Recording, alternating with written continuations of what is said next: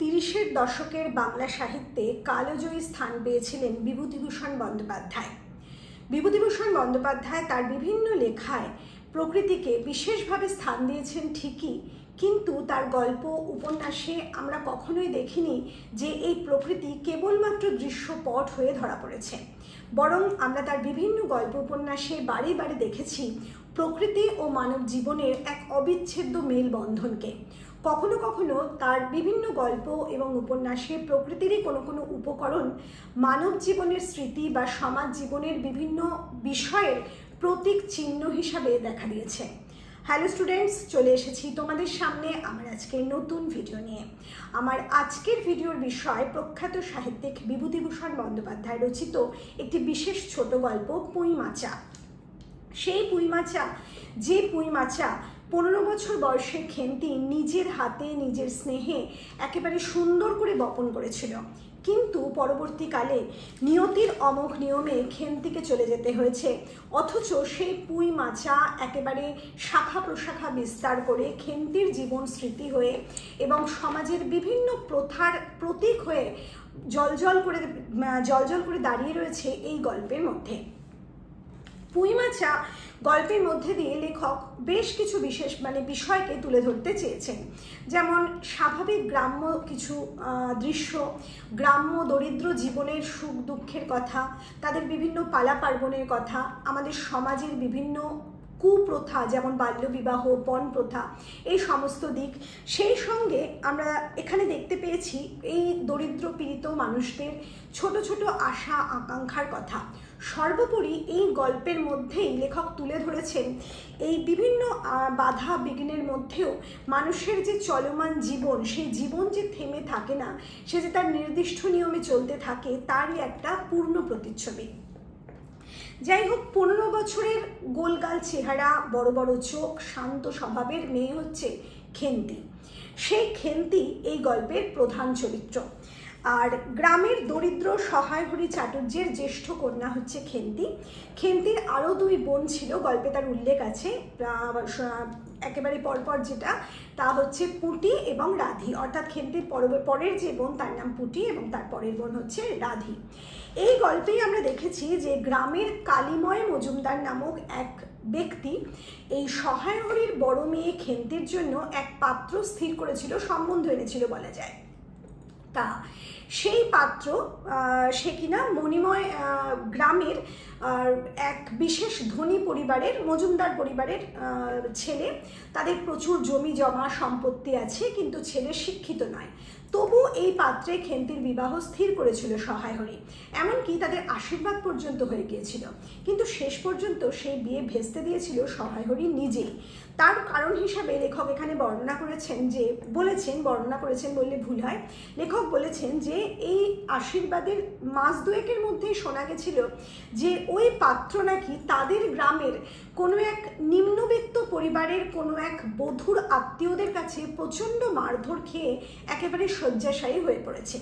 তা যে পাত্রের চরিত্রের এমন কথা শোনা যায় বা যে চরিত্র সম্পর্কে যার এমন কথা সহায় হরির কানে ওঠে, তাহলে সেখানে কি করে সহায় হরি তার কন্যা দান করেন? সেই কারণেই সম্ভবত সহায় হরি ওই মেয়ের বিবাহ আর পরবর্তীকালে ভেঙে দিয়েছিল। কিন্তু সেই মেয়ের বিবাহ ভেঙে দেওয়ার ফলে সেই সমাজে বা সেই গ্রামে সহায় হরিদের প্রচণ্ডভাবে কথা শুনতে হয়েছিল। আমরা দেখেছি নিয়মিত সেখানে চণ্ডীমণ্ডপে একটা আলোচনা সভা বসে। এটা আমরা বহু গল্পে, বহু উপন্যাসের মধ্যে এই চিত্র দেখতে পেয়েছি। তৎকালীন গ্রাম্য জীবনের একটা সাধারণ প্রতিচ্ছবি, সমাজপতিরা একটা দলগত বৈঠক করেন, তা সেখানে এই চিত্রও কিন্তু আমাদের এই গল্পে ধরা পড়েছে। সেখানে আমরা দেখেছি সেই ব্যক্তি যিনি কিনা পাত্র এনেছিলেন প্রথমে সহায় হরির জন্য, সেই ব্যক্তি সহায় হরির কাছে মেয়ের বিবাহ নিয়ে কথা তুলেছে এবং সহায় হরি প্রায়শই দেখা গেছে সেই মেয়ের 15 বছর বয়সটা ঢাকার জন্য বলেছে, না 15 কেন, এই তো সবে 13 পা দিল।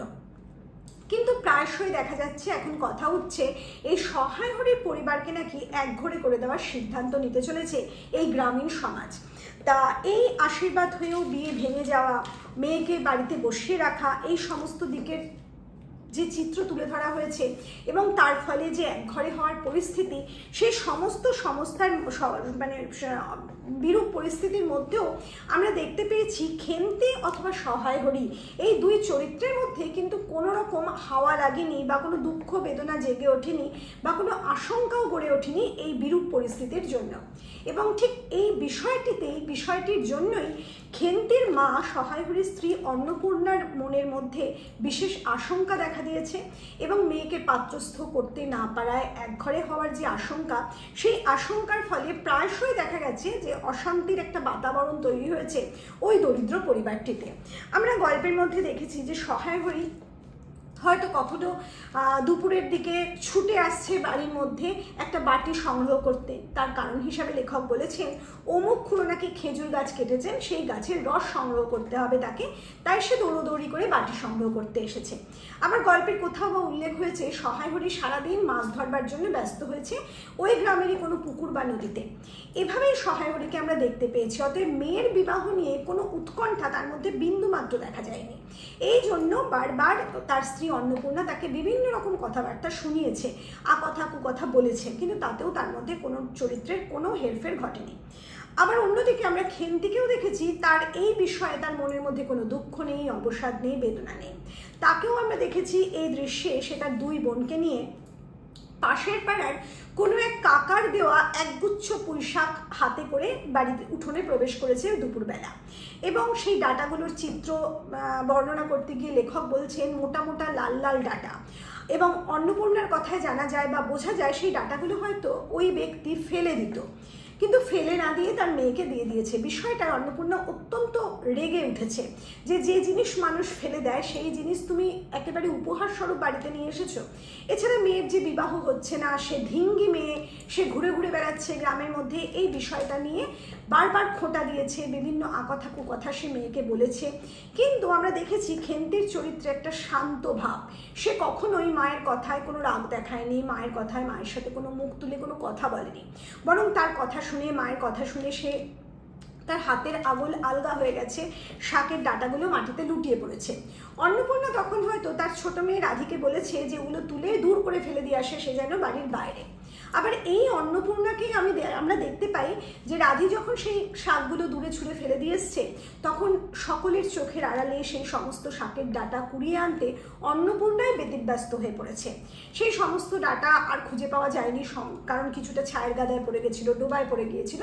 কিন্তু তার অবশিষ্ট যেটুকু সে খুঁজে পায় সেটুকু নিয়ে চিংড়ি মাছ সহযোগে সে পুটির জন্য বা তার সন্তানদের জন্য পুঁইশাকের চচ্চড়ি রেঁধে রাখে।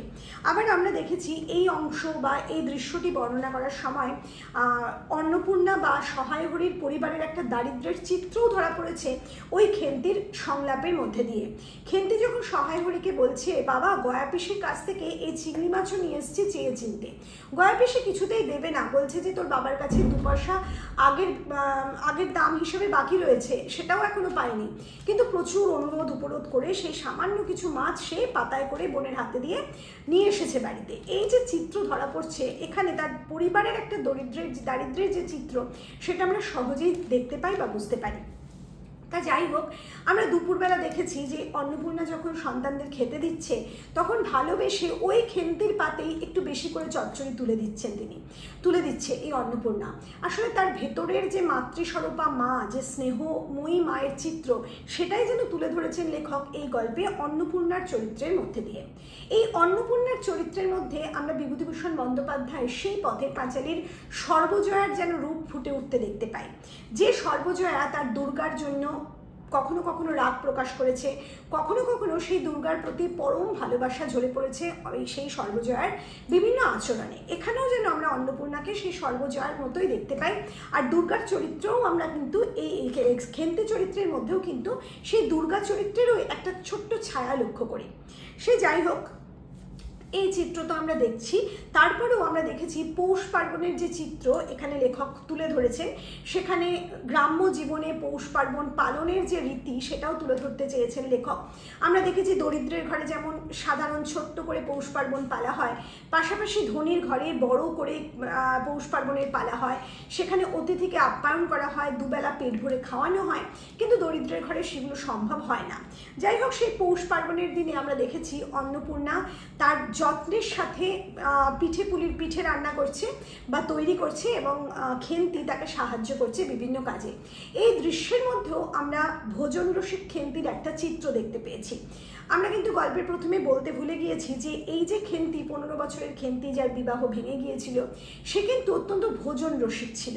সে শুধু যে পুঁইশাক চচ্চড়ি খেতে ভালোবাসতো তা নয়, সে তার খাদ্য তালিকায় অনেক কিছুই ভালো মন্দ ছিল এবং সে যখন সেটুকু খেত, যাই পেত না কেন, সে খুব তৃপ্তি ভরে শান্তি করে খেত। তার মুখ দেখে তার মা প্রায় সেটা বুঝতে পারত।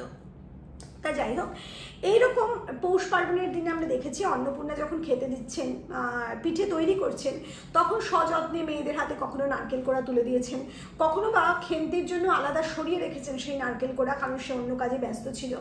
এই দৃশ্যগুলো প্রমাণ করে যে মেয়েদের প্রতি তার যথেষ্ট ভালোবাসা, যথেষ্ট স্নেহ রয়েছে। তা খেন্তিকেও আমরা দেখতে পেয়েছি যখন পাত পেরে মা 3 মেয়েকে খেতে বসিয়েছেন পিঠে, তখন কিন্তু খেন্তিও খুব আনন্দের সঙ্গে অন্য বোনদের সাথে সেই পিঠে সযত্নে খেয়েছে এবং বলতে গেলে বোনেদের থেকে অনেকটা বেশিই খেয়েছে। আবার এই পিঠে পার্বণ বা পৌষ পার্বণের দিনের যে চিত্র তুলে ধরা হয়েছে, সেখানে আমরা এই খেন্তির একটা পরিণত মনের চিত্রও দেখতে পাই। কোন পরিণত মন? আমরা দেখেছি যখন পিঠে তৈরি করছে অন্নপূর্ণা তার মেয়েদের নিয়ে, সেই সময় পুটি মানে খেন্তির যে বোন, সে বলছে পাশের বাড়ির যে ধনীর গৃহে ক্ষীর দিয়ে পিঠে তৈরি হয়। সে মাকে জিজ্ঞেস করছে, ক্ষীরের পিঠে বেশি খেতে ভালো হয় তাই না মা?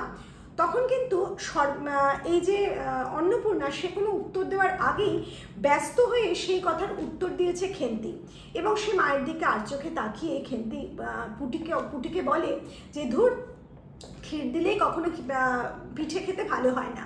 সে তো খেয়েছিল একবার ক্ষীরের পিঠে, কোথায় ভালো হয়েছে, কেমন যেন ধরা ধরা গন্ধ, বরং তাদের মা যে পিঠে তৈরি করে তার স্বাদই আলাদা। খেন্তির এই যে কথা, পরম তৃপ্তির কথা, সেটা যতটা না সত্যি, তার থেকেও বেশি একেবারে মায়ের প্রতি ভালোবাসায় ভরা। সে তার মাকে ভালোবাসে, তার ছোট ছোট ভাই বোনদের ভালোবাসে, তার পরিবারটাকে ভালোবাসে। তার কিন্তু কোনো ঈর্ষা নেই তার পাড়া প্রতিবেশী বা ধনী গৃহস্থের প্রতি। এই যে দৃশ্যটা আমরা দেখতে পাই, এখানে 15 বছরের খেন্তির মধ্যেও একটা পরিণত মনের চিত্র আমরা কিন্তু দেখতে পাই। সে যাই হোক, এই সমস্ত কিছু আমরা এই গল্পের মধ্যে পাচ্ছি। এরপরেই আমরা দেখেছি যে পৌষ পার্বণের যে ঘটা হলো, তারপরে খেন্তি এক শীতের সকালে, মানে কোনো এক শীতের সকালের বর্ণনা যখন লেখক করছেন, সেখানে দেখা যাচ্ছে যে বাকি পুটি এবং রাধি যখন ভোরের ঠান্ডায়, প্রচণ্ড ঠান্ডায় কষ্ট পাচ্ছে এবং কোনো একটা শীতের বস্ত্রে তাদের আপাদমস্তক মুড়ে উঠানে বসে আছে, সেই সময় খেন্তি একটা ঝুড়ি করে বাইরে থেকে গোবর কুড়িয়ে আনছে এবং খেন্তির যখন শীতের কোনো বস্ত্র গায়ে নেই সেটা দেখেছে সহায়হরি, তখন সেই সাধারণ পিতার মতোই তার মনের মধ্যে মেয়ের প্রতি ভালোবাসা জেগেছে এবং মানে চিন্তা হয়েছে যে এই ঠান্ডা লাগাচ্ছে মেয়েটা, তাই মেয়েকে বলেছে শীতের জামা গায়ে দেওয়ার কথা। খেন্তি একেবারে বাবাকে বলেছে শীত এমন কিছু নেই, আর তাছাড়া এক্ষুনি পরে নিচ্ছি। কিন্তু এর পরে যে কথাগুলো লেখক বলেছেন, সেখানে আমরা আবারও খেন্তির মনের পরিপূর্ণ রূপের একটা পরিচয় পাই, তার ভালোবাসার পরিচয় পাই পরিবারের প্রতি। আমরা দেখছি এখানে লেখক উল্লেখ করছেন খেন্তির একটা শীতের পোশাক ছিল, যেটা বহু বছর আগে সহায়রী কোনো এক রাসের মেলা থেকে কিনে এনে দিয়েছিল 2.5 টাকা দামে। সেই শীতের বস্ত্রে বহুবার রিপু করা হয়েছিল, কিন্তু এখন আর খেন্তির বাড়ন্ত শরীরে সেই জামা আঁটে না। কিন্তু সে খবর সহায়হরি বা অন্নপূর্ণা কারোর কানে গিয়ে তোলেনি খেন্তি, অথবা তারাও সে খবর রাখে না। খেন্তি নিজের টিনের তোরঙ্গে সেই জামা সযত্নে রেখে দিয়েছে। এই দৃশ্যের মধ্যে দিয়ে আমরা পরিষ্কার বুঝতে পারছি খেন্তি কতটা পরিণত মনের একটা মেয়ে। সে খেতে ভালোবাসতে পারে, সে বারে বারে গ্রামের বিভিন্ন জিনিসের প্রতি আকর্ষণ অনুভব করতে পারে। সে কখনো বা বাবার সাথে বড়জের বনে দুপুরবেলা একেবারে চুপি চুপি মেটে আলু সংগ্রহ করে এনেছে, মায়ের কাছ থেকে প্রচণ্ডভাবে ভর্ৎসনা শুনেছে, কিন্তু কখনো মাকে দুটো কথা শোনায়নি। তা যাই হোক, সেই খেন্তিকেই বেশ পরিণত মনের একটা পরিপূর্ণ রূপে আমরা এখানে কিন্তু লক্ষ্য করছি, দেখতে পাচ্ছি। তা যাই হোক, এরপরেই আমরা দেখতে পাই যে নিপুণ দক্ষতায় যে গ্রাম্য দরিদ্র পরিবারের ছবি লেখক তুলে ধরেছেন, তারপরেই তিনি তুলে ধরলেন যে খেন্তির জীবনের একটা পরিণতির কথা। সেখানে বলা হচ্ছে যে হঠাৎ বৈশাখের কোনো একদিন খেন্তির বিয়ে হয়ে গেল। বিয়ে হলো কিভাবে না, সহায়হরিরই কোনো এক আত্মীয় সেই সম্বন্ধ এনেছিল খেন্তির জন্য। ছেলে শহরে থাকে, ছেলের বয়স 40, সিমেন্ট বালির ব্যবসা করে, প্রচুর অর্থ আছে। ছেলের যে বয়স 40, সেই কারণে অন্নপূর্ণার এই সম্বন্ধে খুব একটা মত ছিল না। কিন্তু সমাজের চাপ, তাছাড়া মেয়ের বয়স হয়ে যাচ্ছে, এই সমস্ত দিক বিবেচনা করে এবং তাদের নিজেদের আর্থিক অবস্থার কথা বিবেচনা করে এই বিয়েতে শেষ পর্যন্ত তারা মত দেয় এবং শেষ পর্যন্ত বিয়েটা হয়ে যায়। কিন্তু এখানেও মেয়ে যখন বিদায় নিচ্ছে, সে সময়ও একটা দৃশ্য আমরা দেখতে পাই। সেই দৃশ্যের কথায় আমরা পরে আসছি এবং খেন্তির জীবনের যে কী পরিণতি হলো তার বিবাহের পরে, সে কথা নিয়েও আমরা অবশ্যই আলোচনা করব। কিন্তু তার আগে তোমাদের জন্য একটা কথা বলি, যদি আজকে আমার এই ভিডিও তোমাদের ভালো লাগে বা এই ভিডিও থেকে তোমরা কোনো রকমভাবে উপকৃত হও, অথবা যারা সাহিত্যপ্রেমী মানুষ আছেন তাদেরও যদি এই ভিডিও ভালো লাগে, তাহলে বলবো আমার এই কমেন্ট বক্সে একটা যেন কমেন্ট রেখে যাওয়ার জন্য এবং এই ভিডিওতে একটা লাইক করার জন্য। আর অবশ্যই আমাদের চ্যানেলকে সাবস্ক্রাইব করার একটা অনুরোধ রইল, কারণ আপনাদের বা তোমাদের ছাত্রছাত্রীদের জন্য বলছি, তোমাদের একটা লাইক, একটা শেয়ার অথবা একটা সাবস্ক্রিপশন কিন্তু আমার পরবর্তী কাজের বিশেষ অনুপ্রেরণা জাগায়। তা যাই হোক, সেদিন তো বিয়ে হয়ে গেল খেন্তির, কিন্তু তার জীবনের যে কি পরিণতি হলো সেটা সরাসরি গল্পে লেখক উল্লেখ করেননি। লেখক তার সহায়হরির প্রতিবেশী, এক প্রতিবেশীর সাথে যে কথোপকথন হচ্ছে সহায়হরির, তার মধ্যে দিয়ে এই খেন্তির জীবন পরিণতির একটা বর্ণনা করেছেন। সে কথাও আমরা পরে আসছি। তারও আগে আরও কিছু কথা না বললেই নয়। এই যে খেন্তির বিবাহর দৃশ্য, সেই বিবাহের তার যখন বিদায়ের দৃশ্য লেখক বর্ণনা করছেন, সেখানে বলছেন যে অন্নপূর্ণা দাঁড়িয়ে দেখছে যে পালকির বেহারারা যখন পালকি তুলে নিচ্ছে, তখন পালকির ওপর থেকে, পালকির ভেতর থেকে এই খেন্তির যে কম দামের বালুচরি, তার যে চেলি, সেটা ঝুলে পড়েছিল। তার এই আগোছালো ভাব দেখে অন্নপূর্ণা যেন হঠাৎ করে চিন্তিত হয়ে পড়ে। এই অন্নপূর্ণাকেই আমরা গল্পে কিছুদিন আগে দেখেছি খেন্তির বিয়ের জন্য তার বাবাকে তাড়া দিতে, তার বাবাকে ভৎসনা করতে। খেন্তিকেও বারে বারে ভৎসনা করেছে অন্নপূর্ণা, কারণ সে ভিঙ্গি মেয়ে হয়ে উঠেছে, এ কথা সে নিজে মুখে বলেছে। আবার কখনো আমরা দেখেছি যে গল্পের কোথাও যখন খেন্তির প্রতি প্রচণ্ড ভালোবাসায় তার পাতে খাবার তুলে দিচ্ছে অন্নপূর্ণা, তখন সে উল্লেখ করেছে যে তার খেন্তি বড় ভালো মানুষ, আর এই মেয়ে যে ঘরে যাবে সেই বাড়ির মানুষগুলো একে খুব তারা খুব খুশি হবে। কিন্তু বিদায়কালে মেয়েকে যখন বিদায় দেওয়া হচ্ছে, তখন সেই অন্নপূর্ণাকেই আমরা দেখি অন্যরকম চিন্তা করতে। এটাই কিন্তু স্বাভাবিক। সন্তানের জন্য মায়ের ভালোবাসা থাকবে, স্নেহ থাকবে, আতঙ্ক থাকবে, আশঙ্কা থাকবে, সেই সঙ্গে চিন্তাগুলো যে পরিবর্তিত হবে তারই এক স্বাভাবিক প্রতিচ্ছবি আমরা এই গল্পে দেখতে পেয়েছি। খেন্তির সেই সময়ের দৃশ্যে লেখক বলছেন যে অন্নপূর্ণা খুব চিন্তিত হয়ে পড়ছে মেয়ের জন্য, যে ওই বাড়িতে তার এই সহজ সরল মেয়েটিকে, তার ভোজন রসিক মেয়েটিকে ওরা বুঝবে তো। আবার এই দৃশ্যে আমরা দেখতে পাচ্ছি লেখক বলছেন অন্নপূর্ণার সমস্ত হৃদয় যেন ব্যথাতুর হয়ে উঠছে তার খেন্তির জন্য। এই খেন্তিকে সে অত্যন্ত বেশি ভালোবাসত। সে যাই হোক, এরপরে আমরা খেন্তি যখন বিদায় নিচ্ছে, আমরা দেখি খেন্তি তার মাকে বলেছে কাঁদতে কাঁদতে যে এরপরের আষাঢ় মাসে বাবা যেন গিয়ে তাকে নিয়ে আসেন। কিন্তু দুর্ভাগ্য খেন্তির পরিবারের। আষাঢ় চলে গেছে পৌষ মাস, চলে গেছে ফাগুন, বৎসর শেষ হয়ে গেছে। খেন্তি কিন্তু তার বাবার বাড়িতে আর আসতে পারেনি। কেন আসতে পারেনি সে কথা বলতে গিয়ে সহায়হরি তার প্রতিবেশীকে জানাচ্ছে যে বিয়ের সময় যে পণ ধার্য করেছিল সেই পরিবার, সেই পণের দরুন সমস্ত টাকা জোগাড় করতে পারেনি সে। 250 টাকা বাকি থেকে গিয়েছিল, কিন্তু সেই টাকা দেওয়া হয়নি বলে সেই পরিবার তার মেয়েকে আর তার বাপের বাড়িতে আসতে দেয়নি। পৌষ মাসে একবার খেন্তির মা খুব কান্নাকাটি করেছিল, তখন সহায়হরি গিয়েছিল তার মেয়ের কাছে দেখতে মেয়েকে। কিন্তু সেই সময় মেয়ের যে চেহারা দেখেছে তাতে সে আরও বেশি দুঃখ পেয়েছে। সেই চেহারা, গোলগাল চেহারা, গোল গোল চোখের সেই আনন্দ উচ্ছল মেয়েটি একেবারে পরিবর্তিত হয়ে গেছে। শীর্ণ তার চেহারায় সেই লাবণ্য আর ছিল না। এই সমস্ত কিছু দেখেই যে সে ফিরে এসেছে তা কিন্তু নয়। আমরা দেখেছি সহায়হরি বলছে যে অন্দরমহল থেকে খেন্তির শাশুড়ি চিৎকার করে বলছিল যে যেমন বাপ তেমন মেয়ে। পৌষ মাসের দিনে সে শ্বশুরবাড়িতে এসেছে বাবা, অথচ হাতে করে কোনো উপহার আনেনি বা কোনো কিছু আনেনি। এই সমস্ত বিষয়টার মধ্যে আমরা তৎকালীন সমাজের পণ প্রথা, সামাজিক নিগ্রহ, পণ প্রথার জন্য মেয়েদের যে নিগ্রহ, সেই সমস্ত চিত্র একেবারে সুন্দরভাবে দেখতে পাই গল্পের মধ্যে। আর এই দৃশ্যের মধ্যে আমাদের কিন্তু আরও একটা গল্পের দৃশ্য চোখের সামনে ভেসে ওঠে। সেটা কি? সেটা হচ্ছে রবি ঠাকুরের ছোট গল্প দেনা পাওনার নিরুপমার বিষয়। আমরা দেখেছি দেনা পাওনা গল্পেও কিন্তু নিরুপমার জীবনে এই খেন্তির জীবনের মতোই এক লাঞ্ছনার দৃশ্য আছে। সেখানেও সেই পণের টাকা জোগাড় করতে পারেনি বলে খেন্তির মতোই নিরুপমাকেও তার শ্বশুরবাড়িতে লাঞ্ছিত হতে হয়েছিল, নির্যাতিত হতে হয়েছিল, এবং শেষ পরিণতি হিসাবে আমরা দেখেছি নিরুপমা মৃত্যুর কোলে ঢলে পড়েছে। এখানেও কিন্তু খেন্তির জীবনে সেই মৃত্যুই নেমে এসেছিল। গ্রামের একেবারে সহজ সরল পরিবেশ থেকে শহরের পরিবেশে গিয়ে শহরের মানুষগুলোর নির্মমতায় খেন্তির জীবনে কিন্তু অকাল মৃত্যু নেমে এসেছিল।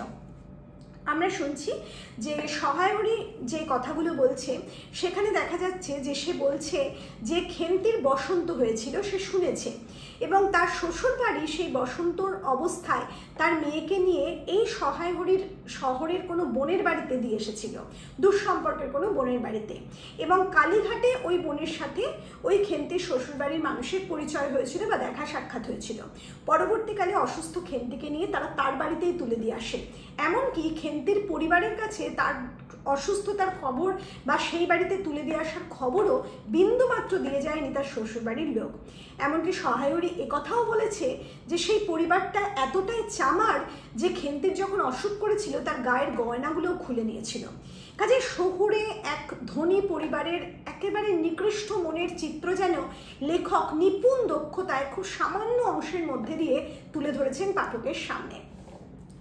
এরপরে আমরা দেখতে পাচ্ছি যে এই যে দীর্ঘ বিষয়, মানে খেন্তি ফিরে আসেনি, খেন্তি তার শ্বশুরবাড়িতেই রয়ে গেছে, খেন্তির সাথে তার মায়ের দেখা হচ্ছে না, সেই সময় দৃশ্য বর্ণনা করতে গিয়ে লেখক আমাদের জানাচ্ছেন যে কোনো এক ফাল্গুন মাসে যখন আমসত্ত্ব রোদে দিয়ে সেই আমসত্ত্ব তুলছে অন্নপূর্ণা, তখনও কিন্তু তার খেন্তির কথা মনে পড়েছে। সেই খেন্তি যখন আমসত্ত্ব তোলার সময় একেবারে হাত পেতে মায়ের কাছে এসে দাঁড়াতো, বলতো মা একটা কথা বলবো, ওই কোণা থেকে ছিঁড়ে একটুকু। তার মায়ের মন ব্যথায় ভরে গেছে, দুঃখে বেদনায় ভরে উঠেছে, কিন্তু কী বা করতে পারে মা। যাই হোক, এরপরেও আমরা একটা পৌষ পার্বণের পালার আরও একটা চিত্র দেখতে পেয়েছি, যেখানে আমরা দেখছি আগের পৌষ পার্বণের মতো এই পৌষ পার্বণেও কিন্তু অন্নপূর্ণা তার বাকি দুই মেয়েকে সঙ্গে নিয়ে পিঠে তৈরি করছে, এবং সেই পিঠে সন্ধেবেলা যখন কলাপাতায় দুই মেয়েকে সাজিয়ে খেতে দিচ্ছে, তখন অন্নপূর্ণা তার মেয়েদের বলেছে দিদির কথা বড় মনে পড়ছে, মানে তাদের দিদির কথা আজ তার বড় মনে পড়ছে। এবং এই দৃশ্যে আমরা দেখি এই দুই কন্যা এবং অন্নপূর্ণা তিনজনের দৃষ্টি এই সময় একেবারে সেই পুঁই গাছটার দিকে গেছে। কোন পুঁই গাছটা? যে পুঁই গাছটা কোনো এক শীতের দিনে এই খেন্তি সযত্নে তাদের উঠোনের পাঁচিলের ধারে পুঁতে গিয়েছিল। সেই সময়ের দৃশ্যে আমরা দেখেছি খেন্তি যখন একটা শীর্ণকায়া পুঁই গাছ ওখানে পুঁতছে, তখন সে প্রচণ্ড আনন্দে তার মাকে ডেকে এনে সেই পুঁই গাছটা দেখিয়েছিল, এবং মা সেই পুঁই গাছটা দেখে বলেছিল যে বর্ষাকালে আনতে হতো, এখন আনে না, এই সময় বাঁচবে কী করে। কিন্তু সে কথা শুনে খেন্তি বলেছে যে প্রতিদিন জল ঢেলে দেবে সে এটাকে, এবং জল ঢেলে দিয়ে সে বাঁচাবে। তার মা তার মেয়ের এই উচ্ছ্বাস দেখে বলেছিল দেখ বেঁচেও যেতে পারে। আজ সেই পুঁই গাছটার দিকে তিনজনের যখন দৃষ্টি গেল, তখন তিনজনেই দেখতে পাচ্ছে যে সেই পুঁই গাছটা সেই খেন্তির লালিত্যে, স্নেহে এবং বর্ষার জল এবং কার্তিকের শিশির পেয়ে আরও বেশি জীবন লাবণ্যে যেন ভরপুর হয়ে উঠেছে। এই যে দৃশ্য, সেই দৃশ্যের মধ্যে দিয়ে আমরা এই গল্পটির শেষ দেখতে পাচ্ছি।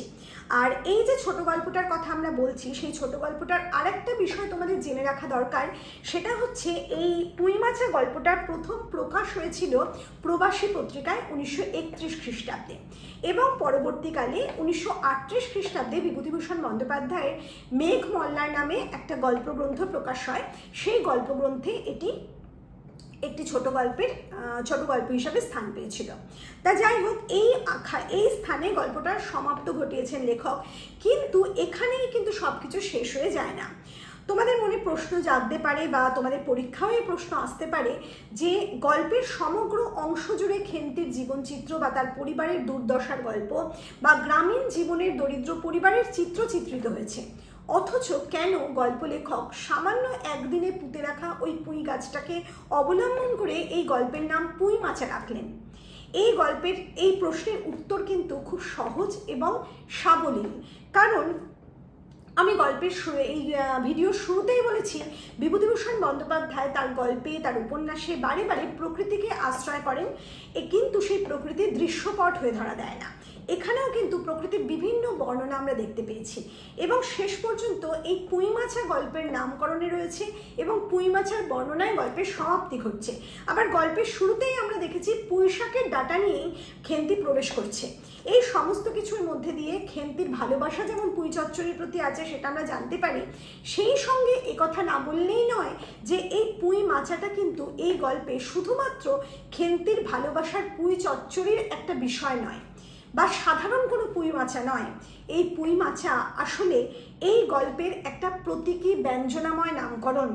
এই পুঁই মাচা সমস্ত গল্পের দরিদ্র পীড়িত মানুষের যে আশা আকাঙ্ক্ষা, তাদের প্রতিদিনের যে জীবন সংগ্রাম এবং শেষ পর্যন্ত খেন্তির জীবনের সমগ্র জীবনের যে স্মৃতি, সব কিছুর প্রতীক হিসাবে দাঁড়িয়ে রয়েছে এই পুঁই মাচাটি। এবং সেই কারণে লেখক এই গল্পের নামকরণ রেখেছেন পুঁই মাচা। আর সর্বোপরি আরও একটা কথা অবশ্যই তোমাদের বলবো, এই গল্পের মধ্যে যে বিষয়টা লেখক কিন্তু নিখুঁতভাবে তুলে ধরেছেন, সেটা হচ্ছে আমাদের কালের চক্রে আমাদের প্রতিদিনের জীবন কিন্তু কখনো থেমে থাকে না। আমরা বিভিন্ন প্রতিবন্ধকতার সম্মুখীন হয়ে সুখ দুঃখ নিয়েই আমাদের জীবন, সেই জীবন কিন্তু সব সময় প্রবহমান। সেটা যেন এই গল্পের মধ্যে খুব সুন্দরভাবে বুদ্ধিদীপ্তভাবে লেখক তুলে ধরেছেন। কারণ আমরা দেখতে পাচ্ছি যখন সহায় হরি তার প্রতিবেশীর কোনো বন্ধুর সাথে বা কোনো লোকের সাথে তার মেয়ের এই জীবনের দুঃখের কথা বর্ণনা করছেন, পরিণতির কথা বর্ণনা করছেন, সর্বশেষে সেই প্রতিবেশী কিন্তু বলেছে সেই মাছ ধরতে যাওয়ার প্রসঙ্গ। অর্থাৎ সহায় হরি সেই মাছ ধরা কিন্তু থেমে থাকেনি। আবার আমরা দেখছি অন্নপূর্ণার আমসত্ত্ব রোদে দেওয়া কিংবা তার পৌষ পার্বণের পালা, কোনো কিছুই কিন্তু থেমে যায়নি। তাদের জীবনের গতি কিন্তু বজায় থেকেছে। চলে গেছে খেন্তি, রেখে গেছে তার স্মৃতি হিসাবে তার পুঁই মাছাকে। এটাই আমাদের গল্পের সম্পূর্ণ উপজীব্য বিষয়। যদি এরপরেও কোথাও কোনো তোমাদের সমস্যা থাকে তবে অবশ্যই আমার কমেন্ট বক্সে প্রশ্ন করবে। আর এই ধরনের আর কোন ধরনের ভিডিও তোমরা পেতে চাও বা তোমাদের পেলে সুবিধা হবে সে কথাও আমার কমেন্ট বক্সে জানিয়ে যাবে। আর অবশ্যই ভিডিও ভালো লাগলে একটা লাইক করে যেও। আজকের ভিডিও আমরা এখানেই শেষ করছি। খুব তাড়াতাড়ি চলে আসছি নতুন কোনো ভিডিও নিয়ে। খুব ভালো থেকো।